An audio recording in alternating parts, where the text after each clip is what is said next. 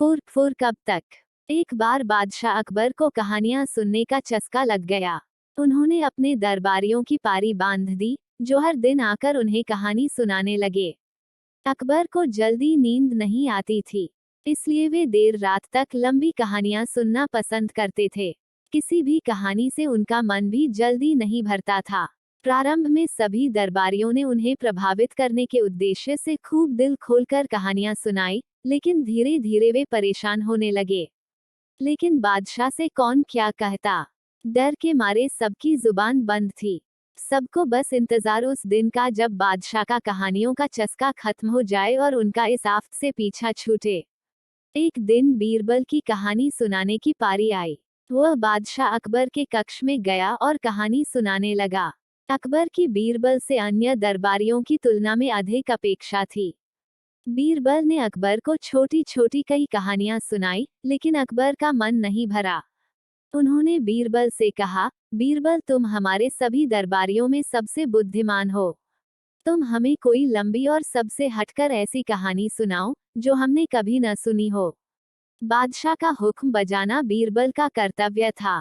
उसने जी हुजूर कहकर कहानी सुनना शुरू किया। अकबर भी बड़े ध्यान से कहानी सुनने लगे। जब भी बीरबल कहानी समाप्त करने का प्रयास करता, अकबर कहते और फिर बीरबल को उसमें कुछ और किस्से जोड़ने पड़ते। ऐसा करते करते रात हो गई। बीरबल को नींद आने लगी। वह घर जाकर सोना चाहता था, लेकिन अकबर की आंखों से नींद कोसों दूर थी। वे बड़े चाव से कहानी सुन रहे थे और बार बार और फिर कहकर कहानी खत्म होने ही नहीं दे रहे थे। बीरबल समझ गया कि बादशाह ऐसे नहीं मानेंगे। उसे कुछ ऐसा करना होगा कि वे खुद ही उसे वहां से भगा दें। कुछ सोचने के बाद वह बोला, जहां पनाह, मैं अब आपको एक नई और सबसे हटकर कहानी सुनाता हूँ। यकीन जानिए आपने पहले कभी ऐसी कहानी नहीं सुनी होगी। अकबर की उत्सुकता बढ़ गई। बीरबल कहानी सुनाने लगा। एक समय की बात है।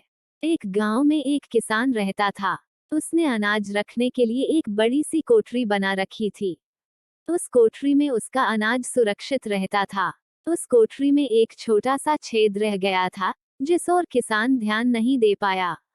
एक दिन एक चिड़िया उस छेद से कोठरी में जा घुसी और अनाज का एक दाना लेकर उसी छेद से फुर करके बाहर उड़ गई।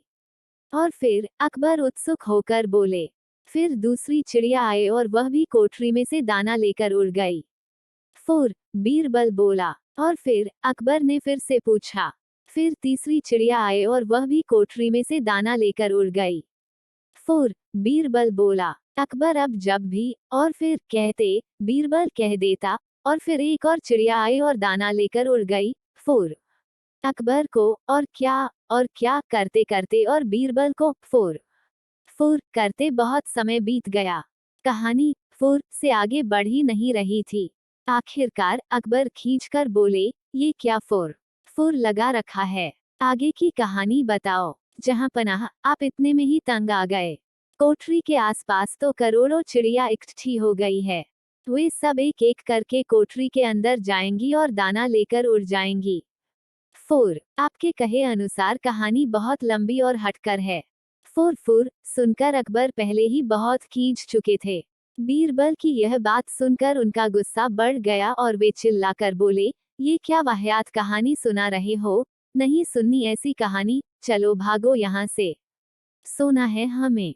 जैसा जहां पनाह का आदेश कहकर बीरबल मंद मंद मुस्कुराते हुए वहां से चला गया। सीख, मॉरल ऑफ द स्टोरी। किसी भी तरह की समस्या हो, बुद्धिमानी से काम लेने पर उसका हल निकल ही आता है।